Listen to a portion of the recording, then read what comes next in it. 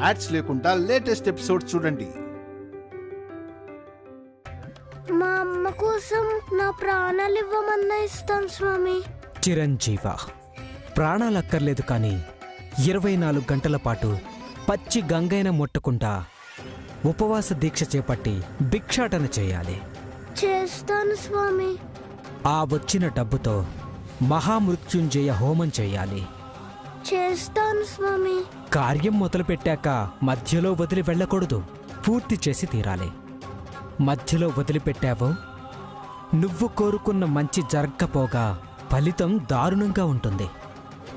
లేదు స్వామి, మీరు చెప్పినట్టు ఒక రోజంతా ఉపవాసం ఉంటాను, భిక్షాటన చేస్తాను, హోమం కూడా చేస్తాను. మా అమ్మ కోసం ఏదైనా చేస్తాను స్వామి. సంకల్ప బలంతో దృఢచిత్తంతో కార్యాన్ని సాధించు నాయనా. మళ్ళీ హెచ్చరిస్తున్నాను, నీ దీక్ష మొదలుపెట్టాక ఆపకూడదు. ఆపితే అపాయం. నా ప్రాణం పోయినా సరే హోమం పూర్తి చేస్తాను స్వామి. సరే, కాషాయ వస్త్రాలు ధరించి జోలపట్టి దీక్ష మొదలుపెట్టు. శుభం భూయాత్. శుభం భూయాత్. ఇష్టకార్య సిద్ధిరస్తు.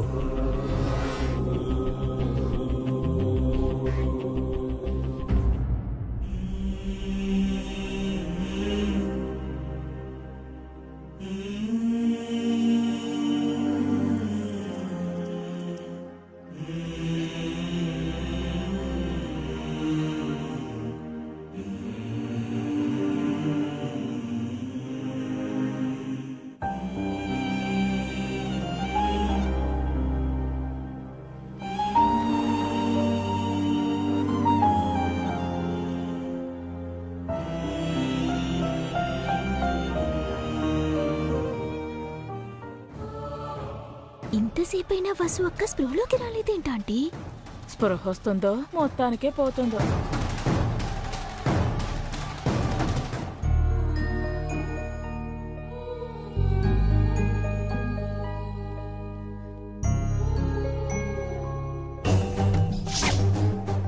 నా ప్రాణం పోయినా సరే మిమ్మల్ని వెళ్ళనివ్వను అత్తయ్య. మీరు వెళ్ళాలనుకుంటే నా శవాన్ని దాటుకుని ముందుకు వెళ్ళండి అత్తయ్య. భగవంతుడా, వసుకేం కాకుండా చూడు. నా వల్ల తను కష్టంలో పడకూడదు.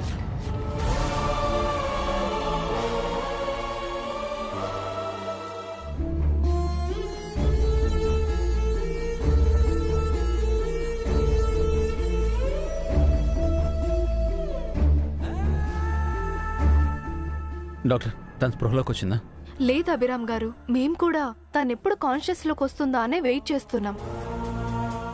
తను స్పృహలోకి వస్తే తప్ప ఏ విషయం చెప్పలేం.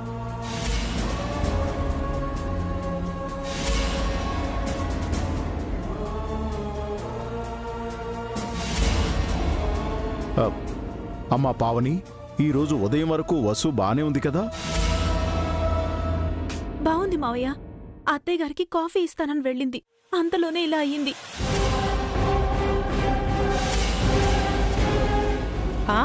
బాగుందే. అటు తిరిగి ఇటు తిరిగి వసు కింద పడిపోవడానికి కారణం మీ అత్తయ్య అని నిందేస్తున్నావా? నేను అలా అనలేదు పిన్ని. అప్పుడు వసు అంత ఉత్సాహంగా ఉంది అని చెప్తున్నాను. అంటే వసు ఉత్సాహాన్ని చంపేసింది మీ అత్తయ్య అంటున్నావా? నువ్వు ఉండు సుమంగళి. జయంతి, వసు నువ్వు మెట్లపైన ఏదో మాట్లాడుకున్నారు కదా, అప్పుడు ఏమైంది?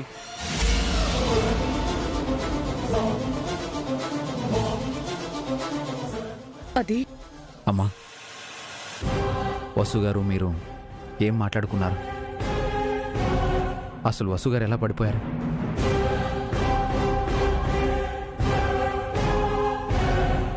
చెప్పు జయంతి, మీ ఇద్దరికి ఏదైనా గొడవైందా? లేదా వసు అనారోగ్యంగా ఉన్నట్టు నీకేమైనా అనిపించిందా? తను కళ్ళు తిరిగి పడిపోయిందా? అది ఏంటనయ్యా, వదినేదో తప్పు చేసినట్టు అలా ప్రశ్నల మీద ప్రశ్నలు వేస్తున్నారు? కళ్ళు తిరిగి పడిపోవటం వసుకు అలవాటే కదా. కడుపుతో ఉంది, వికారంగా ఉండుంటుంది. మెట్లు ఎక్కేసరికి కళ్ళు తిరుగుంటాయి, పడిపోయింది. అంతే జరుగుంటుంది. అంతే కదా వదినా?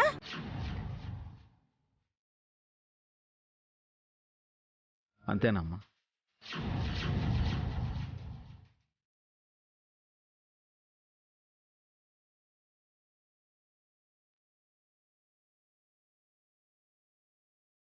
అది అభి నేను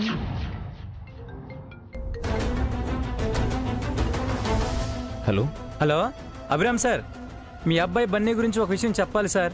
బన్నీ గురించా? ఆ, బన్నీ ఇక్కడే ఉన్నాడు కదా. వదినా, బన్నీ ఎక్కడా? ఇప్పటి వరకు ఇక్కడే ఉన్నాడు అభి. ఎక్కడికి వెళ్ళాడు? బన్నీ బన్నీ సార్, బన్నీ ఎక్కడే ఉన్నాడు సార్. ఎక్కడా? అసలు అక్కడేం చేస్తున్నాడు?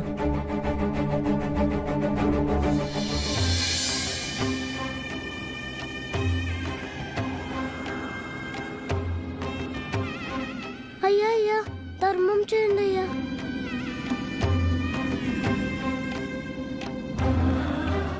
అయ్యా అయ్యా, మా అమ్మకి బాగాలేదయ్యా.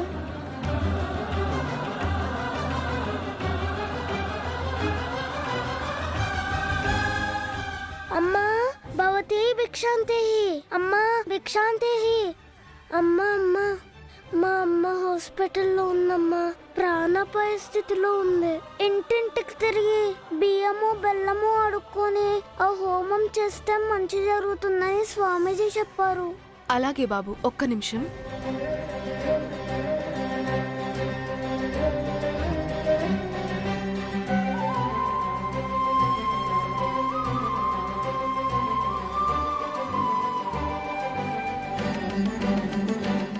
బాబు చాలా ముద్దుగా ఉన్నాడు.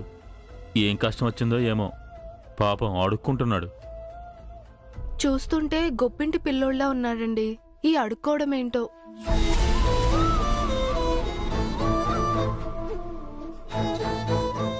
వాట్? అసలేంటండి మీరు చెప్పేది?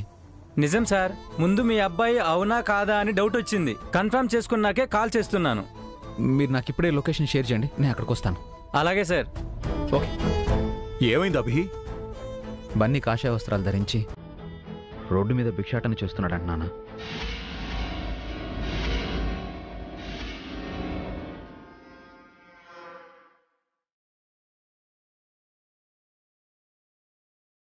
అడుక్కోడానికి వాడికేం పోయే కాలమే. ట్రీట్మెంట్ డబ్బుల కోసం బెగ్గింగ్ చేస్తున్నాడేమో. బన్నీ భిక్షాటం చేయడం ఏంటభి? ఏమో వదినా, నేను వెళ్ళి బన్నీని తీసుకొస్తాను.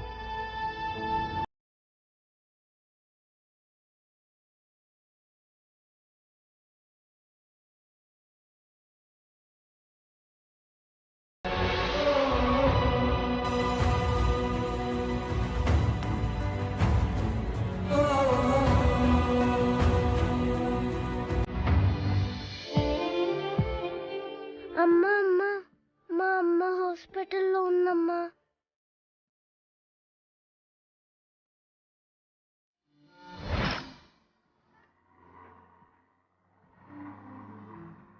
అమ్మా భవతి భిక్షాంతి. అమ్మా భిక్షాంతి.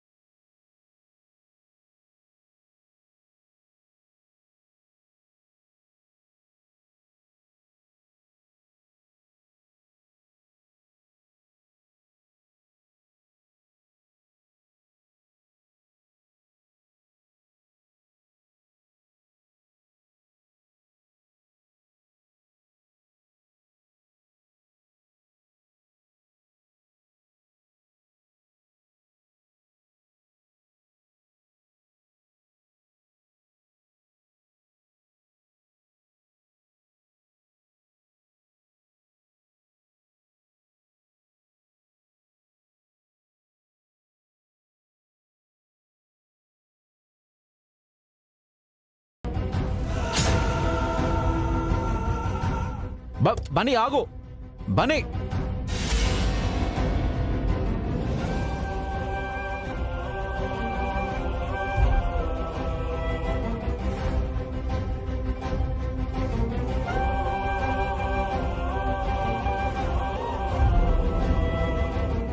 బన్నీ, ఏంటిది? ఈ అవతారం ఏంటి? అసలు ఏం చేస్తున్నావు నువ్వు?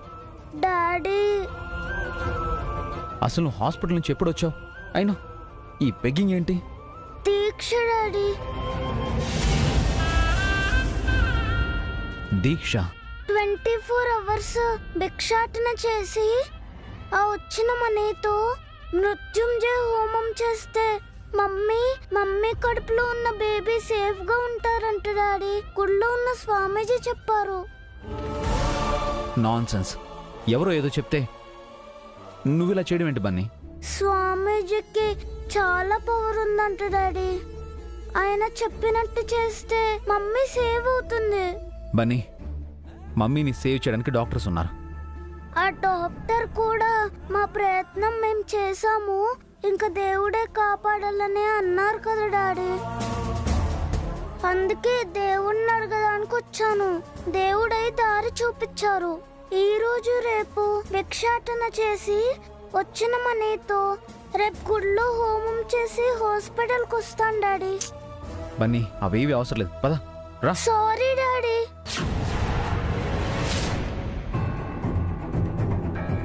దీక్షని మధ్యలో ఆపకూడదంట. ఆపేస్తే ప్రమాదం అని స్వామీజీ చెప్పారు. ఎలాగైనా హోమం పూర్తి చేయాలంట.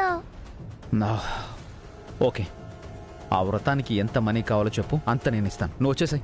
లేదు డాడీ, బెగ్గింగ్ చేసి ఆ మనీ సంపాదించాలంట. ఆ వచ్చిన మనీతోనే ఆ హోమం చేయాలంట. నువ్వు చిన్నపిల్లాడు బన్నీ, అసలు అంత రిస్క్ నీకెందుకు? మమ్మీ కోసం డాడీ.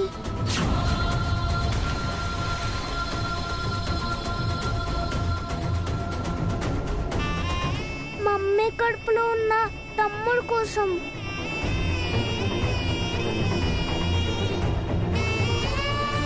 మమ్మీ నా కోసం ఎంతగానో కష్టపడింది.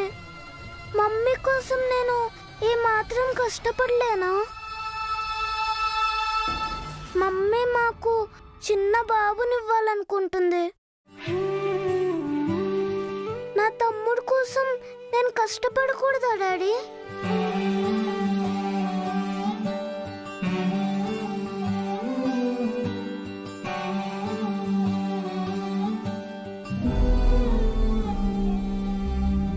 ఓరోరి దేవుడో ఎన్నెన్ని సితారాలు సేతావు నీ రాతలో. నీ సేతి బొమ్మలా ఈ నేల మీద మేము ఆడాలి ఎన్ని ఆటలో. ఓరోరి దేవుడో ఎన్నెన్ని సితారాలు సేతావు నీ రాతలో. నీ సేతి బొమ్మలా ఈ నేల మీద మేము ఆడాలి ఎన్ని ఆటలో. You are my son Bunny. నువ్వు ఇలా చేయడం నాకు కష్టంగా ఉంది. కనీసం కాళ్ళకి చెప్పులైనా వేసుకోలేదు. మమ్మీ కోసం తమ్ముడి కోసం ఇష్టంగా చేస్తున్నాను daddy, కాదనకండి please.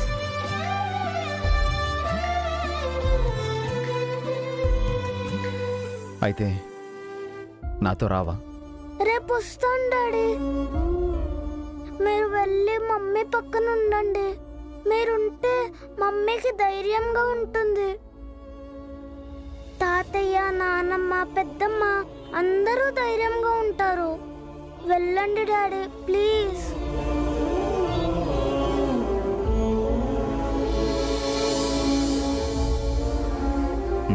Okay, be careful Bunny. Okay, thank you daddy. Mummy జాగ్రత్త. ఓరోరి దేవుడో ఎన్నెన్ని సితారాలు సేతావు నీ రాతలో. నీ సేతి బొమ్మలా ఈ నేల మీద మేము ఆడాలి ఎన్ని ఆటలో. ఓరోరి దేవుడో ఎన్నెన్ని సితారాలు సేతావు నీ రాతలో. నీ సేతి బొమ్మలా ఈ నేల మీద మేము ఆడాలి ఎన్ని ఆటలో.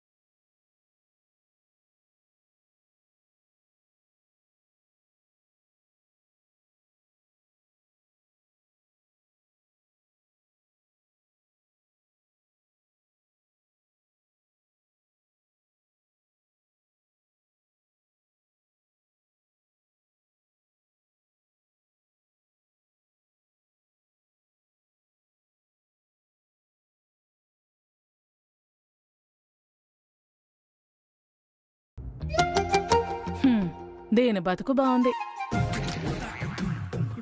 రాత్రి అయిపోయింది, వసు ఇంకా కళ్ళు తెరవలేదు. తెరుస్తుందో కూడా తెలియటం లేదు. మన పడక ఇక్కడేనేమోనే. నాకు చాలా ఆకలేస్తోంది. అమ్మా, నాకు మాత్రం ఆనందం వేస్తుందా? నాకు ఆకలిగానే ఉంది. గుట్టు చప్పుడు కాకుండా బయటకెళ్ళి ఏదో తినేసొస్తానే. నేను వస్తాను. ఇద్దరం వెళితే అనుమానం వస్తుంది. ముందు నేను వెళ్ళొస్తాను, తర్వాత నువ్వు వెళదు గాని. సరే, త్వరగా వెళ్ళేసండి. సరే సరే. అమ్మా,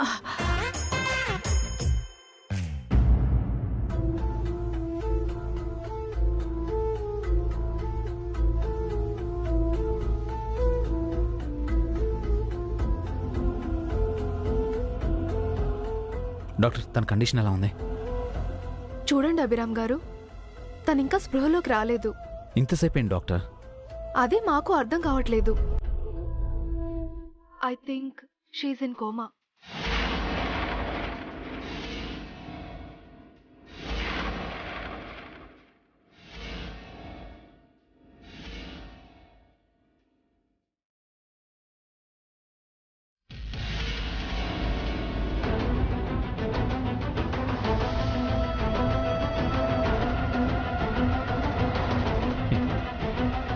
doctor please. No doctor, Vasu గారు కోమాలకు వెళ్ళారా? మెట్లపై నుంచి జారి దొర్లుకుంటూ కింద పడ్డం వల్ల తను తీవ్రమైన షాక్కి గురైంది. ఒక్కోసారి హెవీగా షాక్ అవడం వల్ల పేషెంట్ కోమాలోకి వెళ్లే ప్రమాదం ఉంది.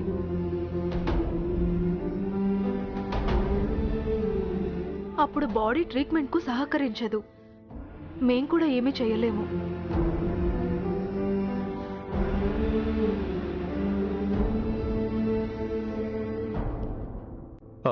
మరి ఎలా డాక్టర్? వరీ అవ్వకండి, అది కంప్లీట్గా కోమా అని కూడా చెప్పలేము. ఏ క్షణంలో అయినా తన స్పృహలోకి రావచ్చు, రాకుండా పోవచ్చు కూడా. తన స్పృహలోకి రావడం రాకపోవడం మా చేతుల్లో లేదు, దేవుడి దయ.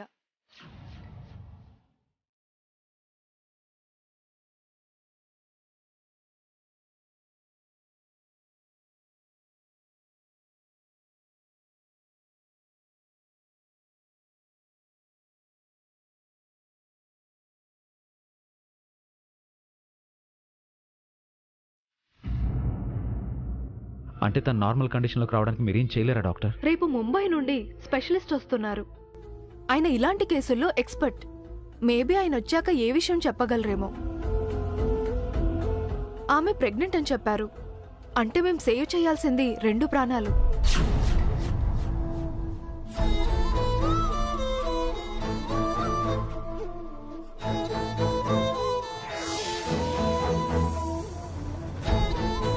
దేవుడు దయ తలిస్తే తల్లి బిడ్డ ఇద్దరు క్షేమంగా బయటపడతారు. లేదంటే చెప్పండి డాక్టర్. సారీ అభిరామ్ గారు, నేనిప్పుడే ఏం చెప్పలేను. రేపు స్పెషలిస్ట్ వచ్చాక మాట్లాడదాం. మీరు ధైర్యంగా ఉండండి.